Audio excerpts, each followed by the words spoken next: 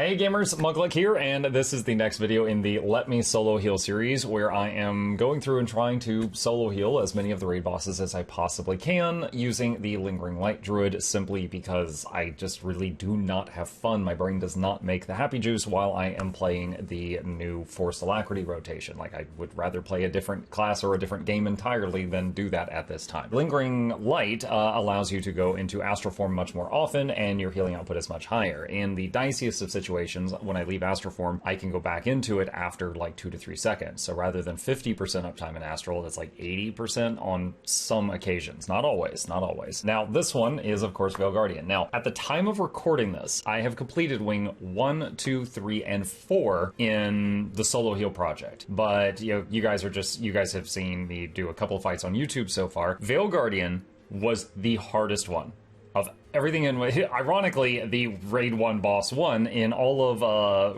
Raid Wings 1, 2, 3, and 4, VALE Guardian is the toughest one to solo heal, hands down. It also drew the highest amount of HPS out of me. We were running logging for the fight, and you can see the total healing per second output for me is right at 7k, which is #1 of everything in the first 4 Raid Wings. Briefly touching on the build, this is what I was running on that boss fight. The main thing for anyone who might want to try solo healing this for their static group in the future is the VALE Guardian hits like a truck every 20 seconds. It's like 15 seconds, then he summons a green, the green does a 5-second countdown, then boom. Every 20 seconds there's a boom. That boom hits for 20%, sorry, it leaves you with 20% health. It will do 80% of your maximum health in damage to the whole raid. So if you're below 80% life, you go downstate. If you're downstate, you go dead. So what you need is a lot of big healing to do every 20 seconds, and then sustained healing in between those. So, first off, I was running Giver's gear for that fight. I don't know if I'm Giver's right now. I am in Giver's right now. So I was running Giver's gear for the fight because I was the tank. So the boss was on me. I was the solo healer. We had Alack and Quickness and Might providers in both groups. Well, I was the Might provider for my group. At group 2, I talked to people and I was like, you know,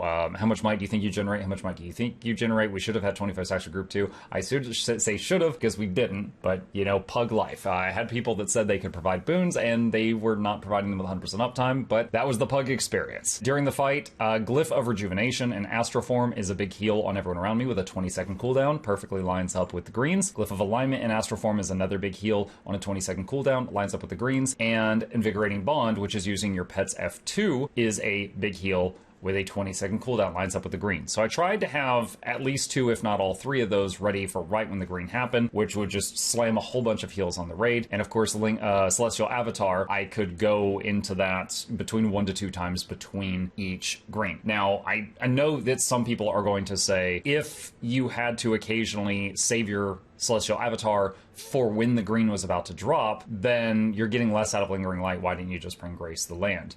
You're half right if you were thinking that, because I had to save and wait on the Celestial Avatar for when the greens were going to drop. It would have been very difficult to keep Alacrity up even if I was doing the Grace to the Land with the very short uptime it has. Not impossible. There are some druids better than me that could have done that. Lingering Light, however, even when you're not getting the shave down cooldown, it does still increase healing to others by 20%, which is also massive. So that's what I used for the build for this boss fight. It was hectic. It was very pug life. I'll show you the fight in a minute, and I'll see you on the other side for my final thoughts. I'm gonna do a little countdown and then I'll pull. Hello. 5, 4, 3, 2, 1, zap. I've beaten you, but you don't know it yet.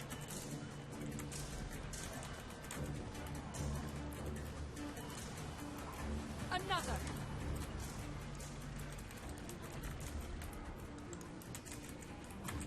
Shake his power.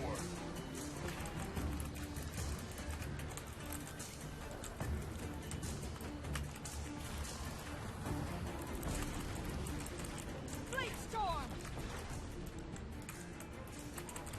Revive that person, please.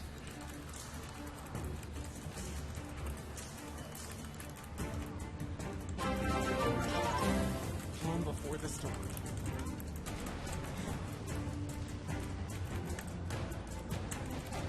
Reach. Okay, once your health is good, split up. That was pretty good. That was pretty good. We do have 1 dead. Alright, we'll keep going with this attempt. We'll keep going with this attempt.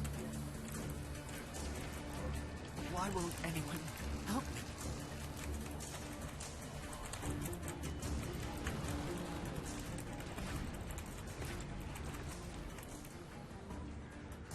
heal. Alright, I'm gonna go help red. The blue team, stay over there. Do not run into the red if you've got the blue aura, unless you're super tanky.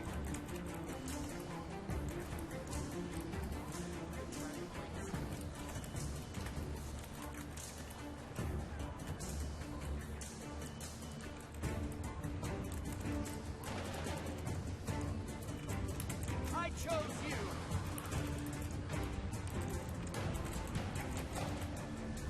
Okay, green's coming down. Fight.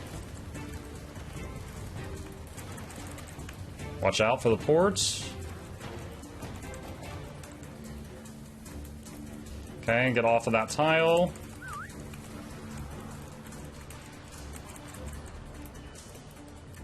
Can't I'll glyph. breathe. Much better.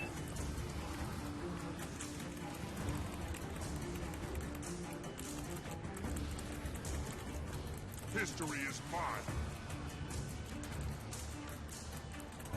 Search and rescue. Assistance needed. Stand and fight.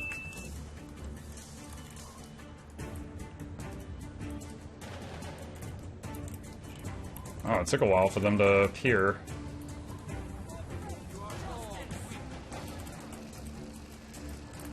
For great justice.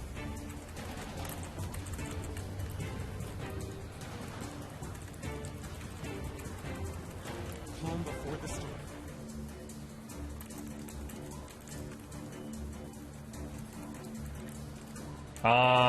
Where's our other Condi person? Is it the person who died?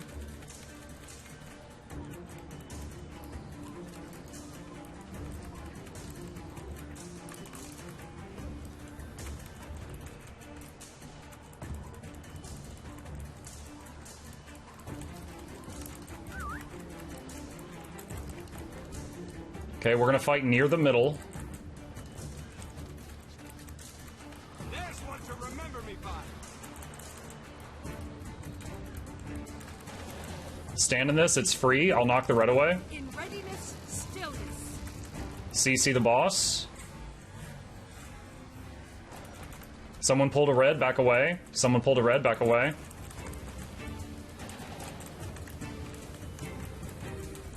Let's stand in that, it's free, and then we'll rush to the next slice afterward.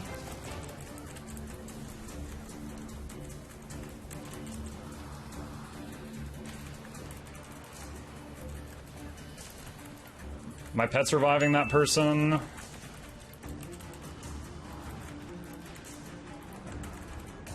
Glyph of the Stars. Your soul. I'm AoE reviving. Just move, move, move. You're gonna get ported. Try to finish him off. He's 2%. Okay. All right. Cool. So, post-fight thoughts, that was incredibly intense. It is absolutely something that's possible, especially even more so with your static groups, if any of you are interested in doing this. The important things for whatever heal class that you might be playing is make sure you've got some big heals that are available every 20 seconds for those greens, and then some moderate ones for in between. I also instructed the people there, I was like, look, the only unavoidable damage you guys are going to be taking that's dangerous is the greens. If you are not full health and your personal heal skill is available when the green is about to hit, use it to top yourself off, and then I'll top you off after. If you are full health and then the green blows up and you get trucked and your self heal is available, then go ahead and use it then. Try not to just burn it for other stuff if you can help it. I told them that. It may have helped a little bit, I'm not sure. Looking at boons, this is during the first burn phase because during the split, when people split up to the red and the blue side, the boon uptime goes way down. So you see, might was almost 25 on grouped 1. I probably slipped on that a little bit just because I was just so stressed out. I was honestly, like, my hands were shaking a little bit because I got myself nervous about this one. I knew Veil Guardian was going to be one of the hardest ones, so I was nervous going into it. So I had a little bit of the gamer shakes there.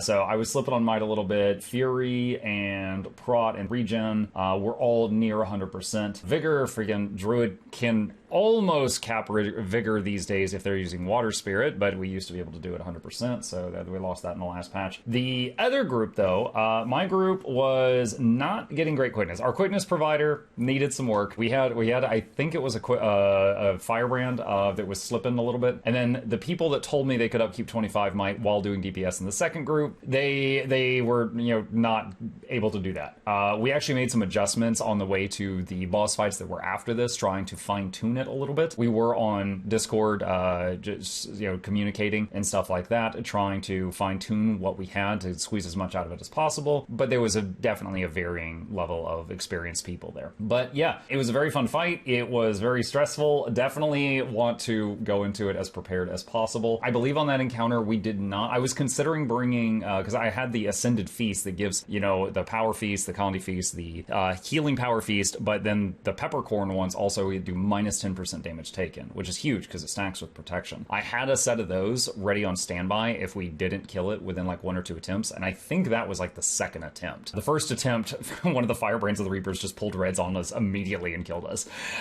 So that was like the second attempt, but I had those in my back pocket, so the Peppercorn food could have reduced the damage we were taking by another 10%, which would have been really nice. So that was something else that I was thinking about as an option, but it just didn't get to that point. We got it on the second try, I think. But yeah, as always, I will include this log down below if anyone wants to pick through it. Once again, I cannot stress enough, this was a pug group helping me try out something I had never done before. I had tanked and healed Veil Guardian before, but never as the solo healer, so I was making a few mistakes, and they were not a stat group we had not played together before. So you take that with a whole shaker of salt. All right, so that's it. That's it for this episode. And Spirit Run was...